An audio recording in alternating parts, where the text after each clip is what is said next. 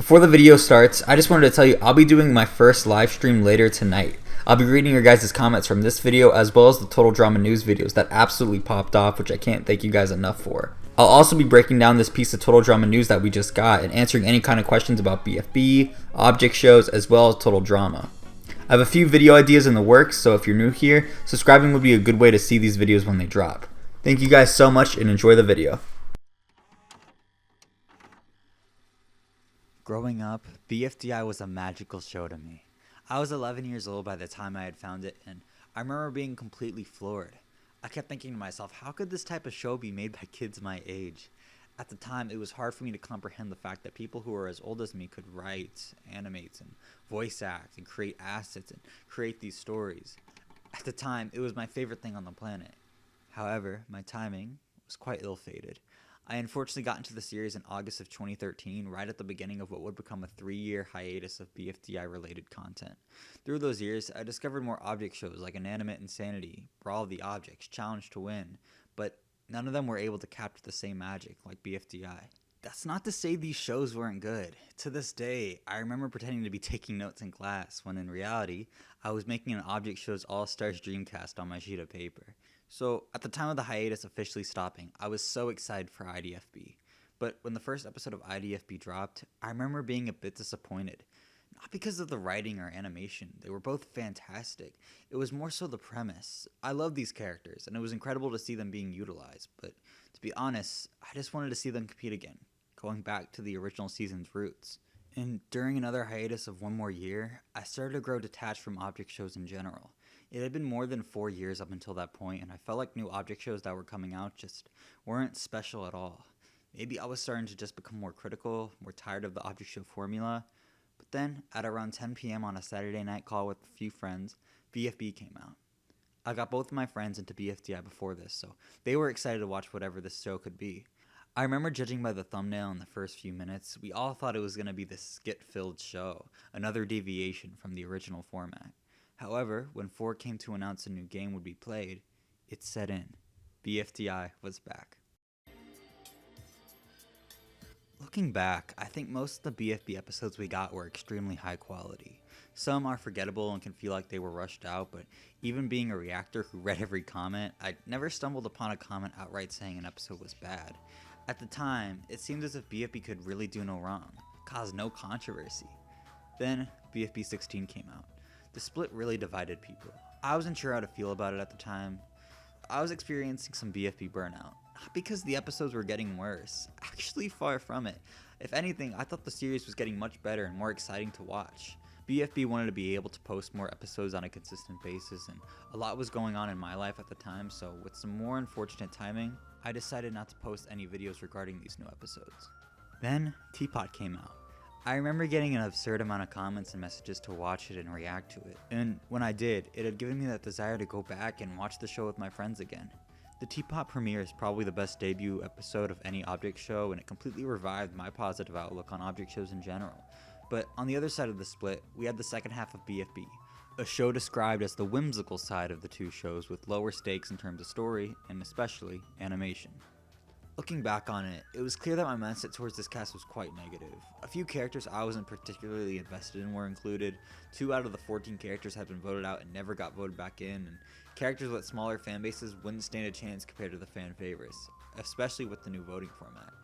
Later in this video, I'll break down how I feel about everyone in this particular season, but just know my mindset was negative going into it.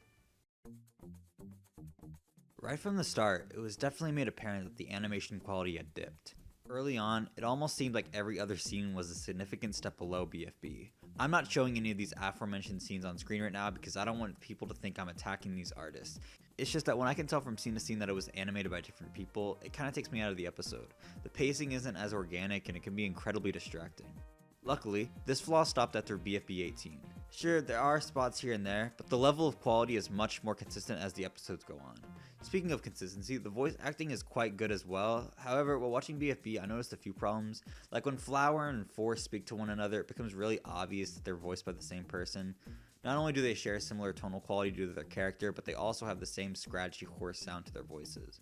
It's not a big deal though, especially considering 4 utilizes a larger range when he speaks. Another thing I noticed is that Profiley, who, trust me, we'll talk about in a minute, they have such a similar voice to 2. Like, I genuinely thought 2 was controlling this character due to how identical they sounded. I would talk about Purpleface's voice as well, but later in the video, I'll be talking about all the characters and I'll get some more detail on him. Because before we talk about the characters themselves, I think it's important to look at the plot lines and just the story itself. First of all, I'll always advocate for smaller, more condensed casts. To me, this was a good thing to come out of the split. I hated the premise of 64 characters because it made it so that a third of the cast felt way less important than the others. Not only that, but by adding in contestants with a smaller amount of development, you can help expand their character immensely. Make the viewer understand how this character feels about everyone, how a conversation between the 2 characters would go. But by implementing only one of these contestants that can benefit from this condensed format into the season, their development isn't going to run its course. I just think it's a missed opportunity, really. I felt as if you could have made a fan favorite quite easily. Characters that we barely know even after 17 episodes like a Gady, Saw, Robot Flower, Clock, and whoever could get said development if you put more people like them in this season. Regardless, I still love the idea of a 14-person cast. Well, I guess 15. Okay, let me just talk about this guy right now. Like I said, I'm going to talk about all the other contestants later in this video, but I can't avoid putting my opinion out there on this topic for too long. To state my opinion, here are some clips for when my friends and I reacted to Profiley. Down to the final 5, folks. Don't you mean final 6? You. Absolutely. I am a ray of sunshine, and you all love hanging out with me. Shut up. So what's our Yeah, next we need move? to waste the episode time on this. Can you find a way to They didn't even know a bring on storyline to you do guys for this then? episode, so let's put a fake This isn't character funny. in. Just advance to the final 14 of BFB. What? Move the camera over. Hey, I'm here. Jesus You know, Christ. I can't wait to compete along. Chum, I'm even in the intro. Here, take a look. Oh, off. Please yourself. Me looking real fucking. No, off. Off. Bullshit. Burn in hell.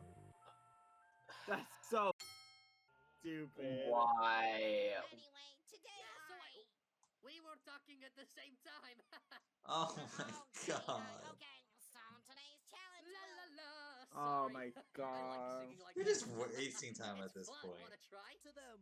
Why are the contestants like fighting for somebody to stay Right. in the game? Like, you guys are you're an idiot. Right. Like, I didn't hate them nearly as much as my friend, but I can't imagine what my reactions would have been if I waited a month for the first half of the episode to be dedicated to this character. I'm obviously glad they got eliminated right away, but this sort of felt like a waste of time. And this was obviously in the compilation of clips, but why did everyone all of a sudden turn into these rule-abiding contestants where they're literally trying to save someone they didn't even know was there to begin with? I didn't exactly hate this plotline until that. I understand that this is the whimsical side, but for the characters to turn 180 into feeling as if their new competition should stay in at the cost of their own games makes the whole competition aspect of the show mean way less. But let's talk about some of the plot lines I actually enjoyed. I love this idea of an alliance being actually practical. I understand that alliances can have little benefits in traditional seasons. If you really like a character and they're in alliance with someone you dislike, occasionally you'll turn the other cheek and vote for someone else in order to preserve their respective plot lines. But not so many people think like this, and most of the time I don't even think like this. If my least favorite person on the team is up for voting and I may have to wait for a whole year in order for them to get eliminated, I might as well just try to vote for them while I can. That's just the nature of it. However, in this format, it's really well executed. Alliances work so much better. With the immunities being able to be shared, alliances can actually have a large effect on the plot in terms of who can be up for immunity. I think that works really well and it makes a lot more sense game-wise, and not only that, but since episodes are being uploaded monthly again, it feels way better and less risky saving someone who you may not even like, but want to preserve their storyline for. Let's talk about the Fiery and Leafy storyline real quick, just glossing over it. I don't know what the popular opinion is on this, but while I do enjoy that there is some depth to this plotline, I felt like they took the story a bit too far. Like, even after they made up in a very impactful scene, it still felt a bit stretched out after the fact. But I'm glad they used this condensed cast to be able to touch upon it, especially in the BFB 22 challenge. Speaking of challenges, I feel like this was actually a step up on the first half of BFB. A good amount of those challenges were a bit too bland for me even back then, but it felt like even in a binge watch, these new challenges were memorable and special. I mean, the execution for all of them wasn't incredible or anything, especially the totem challenge and... I'm burning! The rest were fine though. Love the courtroom challenge, the blast from the past challenge, the party challenge. A lot of these were super engaging and kept my attention the entire way. But let's go to the episodes themselves. This is the only shit that matters. You can throw cool looking challenges and interesting subplots at me all you want, but if we're not getting well conducted and well written fulfilling episodes, then the whole series isn't as good as it should be. So instead of just talking about every episode, I'll be talking about what I believe are the 2 best episodes and the 2 worst ones as well. I'll be going over their greatest strengths and weaknesses for what I look for in an object show. A least favorite episode of mine was BFB 25. This is one of those episodes that I know I would have been a bit frustrated at waiting a month for. I hated the use of Purple Face as the tour guide. Even with the previous 2 episodes, I at least felt like he served a purpose to further the plot. This just made him seem like a character that's only there for comedy, which I think is a shame. Not only that, but the end of the episode was executed poorly. Typically in a challenge, you have a direct climax towards the end of it. For example, let's look at the episode I'll be talking about in a second, BFB 22. The whole challenge builds up to the discovery of who stole the diary, and through Fiery and Leafy's long-standing conflict, we're able to find this out in a very captivating way. This challenge, for the ending, we got Flower dancing and being granted immunity through a loophole, one that served little to no dramatic effect.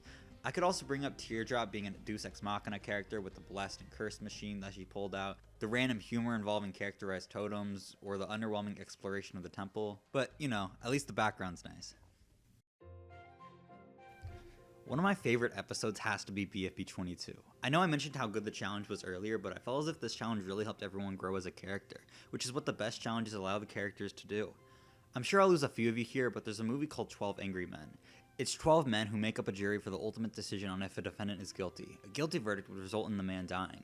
At the start of their discussion, we had no background to any of these voters, but throughout a 90-minute period in which they debate about the case, you can perfectly understand everyone's characters and motives. Like Angry Men, I think BFB 22 does quite a good job explaining everyone's characters and intertwining multiple storylines across the challenge, as well as starting to add on to new ones. Also, an added bonus was the extremely close vote at the start of the episode, which helped me stay engaged for the episode's entirety. BFB 20. I really dislike this episode. This is probably the only episode of BFB I outright dislike, and before I get into it, understand my perspective.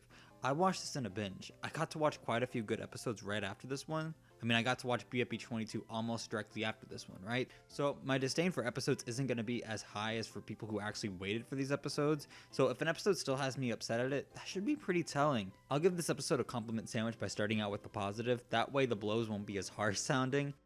I actually kind of like the reward for being safe. It kind of added suspense to each saved person because you didn't want them harmed. I thought that was a pretty natural and good way of adding suspense to an otherwise trivial cake at stake. And for some problems, typically with episodes of anything I have a problem with, it's a multitude of small flaws within the episode. Maybe the pacing is off a bit, maybe I found interaction between 2 characters to be written poorly, maybe I didn't like how the episode portrayed a certain character.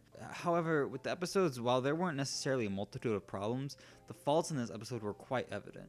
First of all, the challenge. Giving a team such a significant advantage right off the bat is quite annoying. If you've forgotten, basically Team Have-Cots had a distinct benefit over Team Have-Nots due to their location. And with the challenge literally revolving around the fact they need to cool down the sun, their spot gives them distinct leverage. Even if the other team had won in the end, I would still be annoyed at this aspect due to the imbalance it gives. So I'm already annoyed at the structural integrity of the challenge. Meanwhile, they introduced a point-based system that's decided by a whim. X will subtract points based off characters who have opposite opinions of him. 4 will, for whatever reason, give points specifically to Blocky because he likes him apparently. And to cap it all off, we get the privilege of watching a montage with 4 and X subtracting points unfairly from both teams. I really don't understand why they thought this was a good idea. Not only do you make the hosts look bad, but you annoy the viewers due to how unfairly the hosts treat their respective contestants. Also, while this is all going on, X is screaming at the top of his lungs to add more irritation to the whole thing. Oh shit, since it's a sandwich, I have to give another compliment. The thumbnail's pretty good. That's probably why they have so many views compared to the other ones, so good on them for that.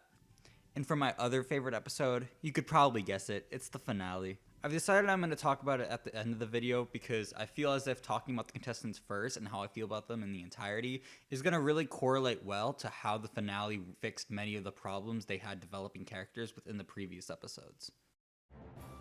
Alright, first off, let's start off with the first boot, Balloony.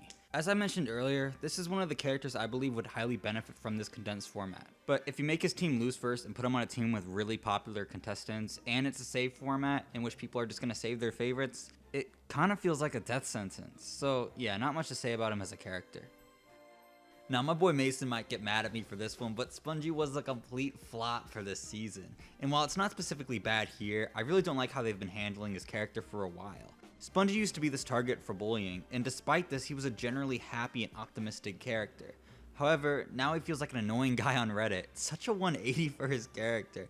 He's gotten way more of a selfish side to him now, as well as always feeling like a contrarian. It's just a bit unfortunate because almost everyone I've watched the first season with loves Spongy. So for those hardcore fans of that character in the first season, all the lovable aspects of him have kind of been erased. Ruby's character was just there for humor. She's obviously a favorite because of her design and unique voice, but it never feels as if she has much to offer in terms of development, which is fine. However, because Ruby's sense of humor doesn't necessarily match with mine, I never really saw a reason to root for her. Also, as we mentioned, a lot of the time many of the jokes in this season seemed forced. One of the biggest offenders of that aspect was Ruby. There's one really clear example of that as well. Not good. Sorry, mommy, did I do a no-no again? Yo, what the fuck? Alright, next up, who we got? Loser! Loser went from the king of BFB in the first few episodes to, well, this. One of the things that frustrated me about his character before the split was BFB 7's beginning sequence. It almost felt like they needed to give the rest of the contestants a reason to accept his elimination, so they forced this substandard subplot that kinda insulted fans of his. But if we're talking about post-split BFB, it just kinda seemed like they made him more of an antagonist, kinda. Hell, I still don't know what they were trying to do with this character, really. Overall, his character is super inconsistent. Sometimes the other characters are in complete awe of him, other times they completely disregard him. Now he's cocky? Why change what the initial plan for the character was? What a shame, really. I was super excited to see how they could develop a very humble, knowledgeable force, but I just never thought they executed the development well enough. Damn, I hate to be this negative. Like, I genuinely enjoyed the season, don't get me wrong. So, let's see, do we have any positive ones coming up? Support you, Spongy, but I don't see you wearing any friendship pride. Oh my god, why is she so stupid now? Girls. Alright, well, Taco's next. Yikes. Well, before I get into this character, let me just say I wasn't a big fan of her conflict with Book. I enjoy conflict when you can see how both sides of the conflict can be right, but Book was so 1000% in the wrong, it kind of turned me off for ever getting invested into this relationship. So, with Taco being the most level-headed, observant character coming into the second half, what they did with her character was probably the most shocking. Whether it was the excessively poor treatment of Loser, her scenes revolving around the friendship bracelet, it was just a bit disheartening to see her characterization switch so suddenly. At least she stayed true to her old self in the finale, which was really nice to see, and it was probably one of the best parts of the whole thing. Bubble's next, and I can't really talk about her as much as the others. She was serviceable, very similar to BFDI Bubble, who I enjoy, but without Match or Pencil, don't expect too much development for her since that's not really what she's there for. Okay, now we can talk about a legend, Blocky. I already enjoyed his character for what it was in BFDI, but to see him mature while also trying to bond with the character he mistreated in the first season was really refreshing. To see him at least show a bit of compassion within his character was something I never would have asked for, though I'm really glad to see it play out. Next up, we got Fiery, and I'll admit it, even as a BFDI superfan, I never thought Fiery was an amazing winner, even back when I initially watched it. So when we got to this new season, I was really interested to see in how they would build up his character as a former winner. I love this idea of him wanting to fade in the background and seeing this nonchalant attitude slip away after dealing with Leafy's conflict at the end of the first season. The placement for his season was also nice to see. After all these years, most people wanted a second winner, so I wasn't necessarily rooting for him to make it to the end. That being said, because I felt as if we haven't gotten too much time with him, it was really fun getting to see how well his character has been explored since the split. Woody, one of the central characters in BFB before the split, my winner prediction back in BFB 3, boasts this huge fan base, has a plushie of himself apparently. Gets only 7th place? I'm just really surprised he got out this early. Woody felt like this sympathetic character with some of the most baggage from the first season, so he already had that going for him. And then you add this subplot of him gaining confidence throughout the entire season due to people understanding him more. It just seemed like he was the shoo-in winner. Despite him not winning, I really like what they did with him. This whole idea of making him gain more confidence illustrated by his ability to articulate and pronounce words was a really cool idea. I don't think it was executed to its full potential, but it never felt like it needed to be. We already talked about Profiley, so let's go to Lollipop. Now, if you've seen any of my reactions even before I got hacked, you know I'm not a Lollipop fan. Ever since the beginning of this season, I never really liked Lollipop's sense of humor, personally, as well as her attitude. That being said though, in post-split, I actually thought Lollipop was a breath of fresh air from the overly optimistic characters. One of the scenes that stood out to me was the Free Smart Supervan scene with two overwhelmingly enthusiastic characters. Because of the overly happy nature of how the season had been going up until this point, I really enjoyed the scene and many of her interactions with these kinds of characters. Overall, while she's still not one of my favorite characters, I really enjoyed how they portrayed her and how she blended in with these characters for this season. Leafy. Well, she was definitely characterized by her long-term story arc. I loved how the writers tackled Leafy's progression as a character with her ability to make long-lasting relationships. Also, even while maintaining this period of growth, she still maintains that overly fake approach to niceness, which makes for some really interesting conversations. Even with all this, I'm glad she didn't win. Not because I didn't like her, I just thought her development this season didn't need the win due to how much weight it already carried. As a kid, I loved Teardrop. I thought she looked cool, I thought there may be this grand mystery in why she couldn't speak, but as BFB started, she became an afterthought to me. Maybe it's because so many other object shows tried doing this silent character as well, considering it's a very easy character to write for. But there was no time in the season where I found Teardrop as rootable, especially the later we got into this season. I think for most people, this is one of the characters that the older you get, the less you appreciate it. That's the way it's been for everyone I've watched the show with, at least. Now we have the final two. If you were to tell me at the start of BFB that these two characters would be sitting at the end, it would have blown my mind. Gelatin, well, yes, had a sizable fanbase in BFDIA, never really stood out to me as a character that had much going on in terms of progression. Flower, though she showed immediate growth in the first episode, she wasn't ever close to being the first one called safe in the early episodes, kinda disregarding this idea of her being a fan favorite. Let's start off with Gelatin. To be quite honest, I'm not a huge fan of his. I find his writing to be incredibly inconsistent. In BFDIA, he was this laid-back, competent character. He would try to mess with some of the contestants, but would still hold his own in the challenges through his reliability. In BFB, he's a completely different character. He's more reckless and careless, always seeming to prioritize the punchline instead of his effort. I mean, honestly, half of his lines feel like the writer saying, "Oh, we gotta put a joke in here to move the scene forward." The sun lessons, the dance, the beatboxing, the crybaby scene are all good examples of this. I'm sure many of you will disagree. Maybe I would have thought some of his material was funny when I was younger, and considering he got all the way to second place, it's obvious he has a fan base to back him up. And hell, I thought some of his subplots were alright. Like I've already mentioned, I enjoy the alliance idea, and thought the pairing of Lollipop and Gelatin was a smart decision. Adding on to that, his relationship with Teardrop was fun to see play out as well. But between the two finalists, I had a clear favorite. Flower.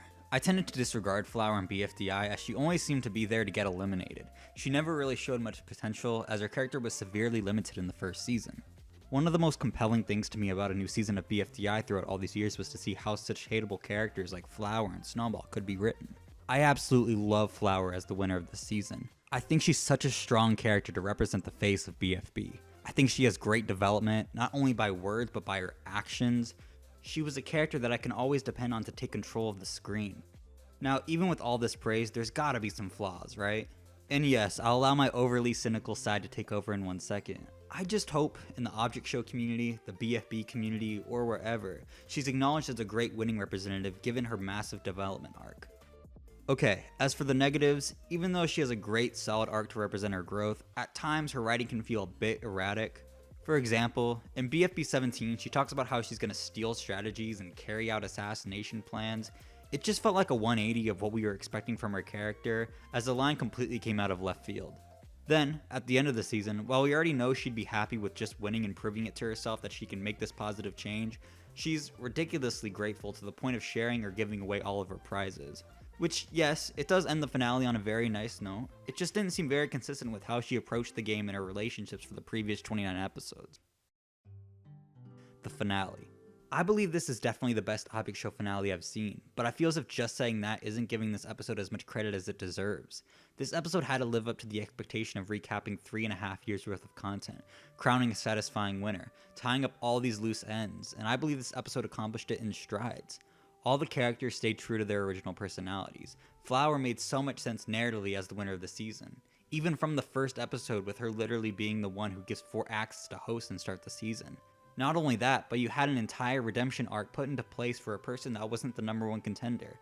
I initially believed that Flower wouldn't go very far due to the save format with all these fan favorites, and she crushed my expectations. As for loose ends, the Fiery and Leafy conflict was officially settled. Flower represents her change by not caring about winning any longer, and we officially found out where the announcer was during the second season. Really fantastic stuff, and I really hope in the next season they're able to fixate on characters without as much depth as the contestants that made it far in this season. The only negative I would have to give this episode was the purple face conflict. I'm sorry, but at this point, I was just getting tired of this character. It sort of felt like they forced a conflict in order for this episode to have a climax, which is kind of the opposite of what they did with this character in the 25th episode.